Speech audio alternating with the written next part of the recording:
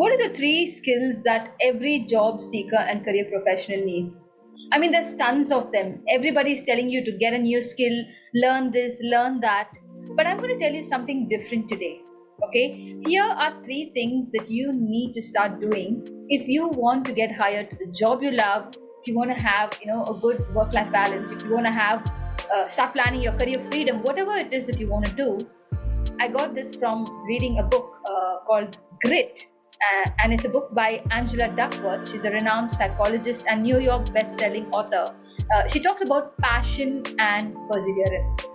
So, doing what you love and not giving up until you are able to find the right way to get it done. Persevering. And if you notice, each one of us are very, very resilient and we have a lot of perseverance. You would have not noticed it. But if you go and take an inventory on your skills, you would know that you are a very, very persevering person. You have a lot of resilience. But why are you not applying it when it comes to your job search journey? Okay, so I'm going to share my screen here. We're going to talk about three things that every job seeker needs to know and every career professional needs to know. Number one is develop grit. Grit is something that each one of us need if we want to get on to whatever it is, the challenges that come our way. And Angela says that it's a blend of passion and perseverance. So basically, this combination is a recipe for success. So it's about moving in the direction that you want with consistency, which means even if there are challenges, setbacks, failures, learn from them, seek feedback. If you don't, how do you seek feedback? Seek feedback from a coach, from a mentor, from a manager, from somebody who is invested in your growth and development. Enduring that. Like, you have to be resilient in spite of the challenges that come. So you should say, okay, let me do it. In spite of my fears, I'm going to do this. For example, for me, making videos used to be something which I was not very comfortable with. But when I started to practice it with consistency, I'm here today recording this video and I'm doing it. So what is it that you need to do? Number two is pursue deliberate practice, which is practicing what you want to do. For example, now if I want to improve my public speaking skills, what I would do is record my speeches. So what can you do?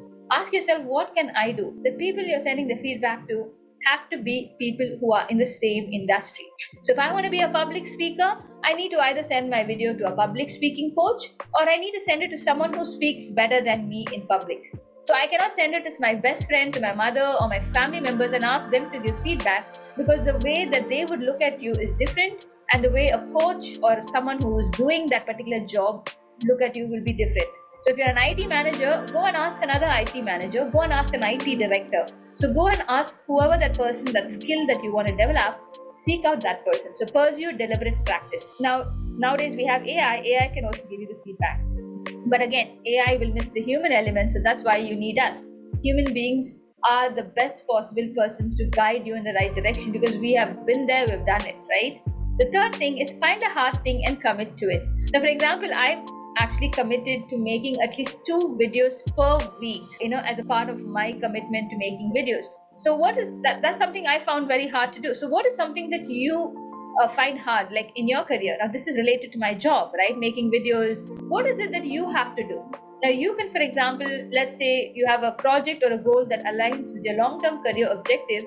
You can commit to completing it. Let's say, I'm going to complete this project within 30 days or within 90 days. And then you can go and seek out people who have already done that project, and you can ask them to help you and ask them, can you just, or not help you, first you do it, you do your research, and then ask them, can you tell me, am I on the right track?